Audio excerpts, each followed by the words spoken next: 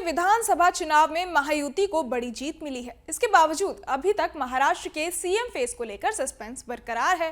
इस रेस में देवेंद्र फडणवीस का नाम सबसे आगे बताया जा रहा है। चलिए आपको सुनाते हैं कहानी देवेंद्र फडणवीस की। फडणवीस का जन्म 22 जुलाई 1970 को नागपुर में हुआ था और वो छात्र जीवन से ही राजनीति में कूद चुके थे। फडणवीस ने अपना राजनीतिक करियर अखिल भारतीय विद्यार्थी परिषद ABVP और बाद में भाजपा के वार्ड संयोजक के रूप में शुरू किया। यहां से शुरू हुई उनकी राजनीतिक यात्रा 2 बार सीएम की कुर्सी तक पहुंच चुकी है और तीसरी बार सीएम बनने की रेस में वो सबसे आगे हैं। देवेंद्र फडणवीस का ताल्लुक मराठी ब्राह्मण परिवार से है। पूरा नाम देवेंद्र गंगाधर राव फडणवीस है। देवेंद्र के पिता गंगाधर राव राष्ट्रीय स्वयंसेवक संघ यानी RSS और जनसंघ से जुड़े रहे। खास बात तो यह है कि देवेंद्र फडणवीस के पिता महाराष्ट्र विधान परिषद के सदस्य भी रह चुके हैं। जब देवेंद्र फडणवीस की उम्र महज 17 साल की थी तब उनके पिता का देहांत हो गया। देवेंद्र फडणवीस लॉ स्नातक हैं। उन्होंने बिजनेस मैनेजमेंट और जर्मनी से प्रोजेक्ट मैनेजमेंट की पढ़ाई की है। वो नितिन गडकरी के विंग का हिस्सा भी रह चुके हैं। कॉलेज के बाद देवेंद्र फडणवीस राजनीति में एकदम सक्रिय हो गए। 22 साल की उम्र में फडणवीस ने 1992 में नागपुर नगर पालिका के चुनाव में पार्षद का चुनाव जीता। 5 साल बाद ही उनकी किस्मत एकदम से पलटी और 1997 में महज 27 साल की उम्र में फडणवीस नागपुर नगर पालिका के मेयर बन गए। 2 साल बाद ही उनके जीवन में एक नई उपलब्धि जुड़ी। साल 1999 में देवेंद्र फडणवीस ने पहली बार विधानसभा का चुनाव जीता। तब से जीत का यह सिलसिला जारी है।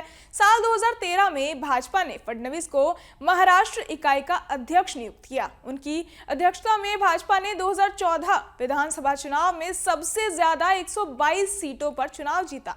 भाजपा ने 63 सीटों पर चुनाव जीतने वाली शिवसेना के साथ गठबंधन में सरकार बनाई। साल 2014 में महज 44 साल की उम्र में फडणवीस ने मुख्यमंत्री पद की शपथ ली। शरद पवार के बाद देवेंद्र फडणवीस महाराष्ट्र के दूसरे सबसे युवा सीएम बने। 1978 में 38 साल की उम्र में शरद पवार ने सबसे युवा मुख्यमंत्री की शपथ ली थी। 2019 में देवेंद्र फडणवीस ने दूसरी बार सीएम पद की शपथ ली, मगर अजीत पवार के सहयोग से बनी ये सरकार महज 80 घंटों में ही धराशायी हो गई। ये सियासी ड्रामा 22 और 23 नवंबर 2019 को चला। इसके बाद उद्धव ठाकरे महाराष्ट्र के अगले मुख्यमंत्री बने, मगर 2022 में शिवसेना के एकनाथ शिंदे ने बगावत कर दी। इसके बाद उद्धव सरकार भी नहीं चल सकी। भाजपा के सहयोग से एकनाथ शिंदे मुख्यमंत्री बने तो पूर्व सीएम देवेंद्र फडणवीस को डिप्टी सीएम बनाया गया। फडणवीस बजट पर एक किताब भी लिख चुके हैं। देवेंद्र फडणवीस की प्रारंभिक पढ़ाई इंदिरा कॉन्वेंट स्कूल से हुई, मगर इससे जुड़ा रोचक किस्सा भी है।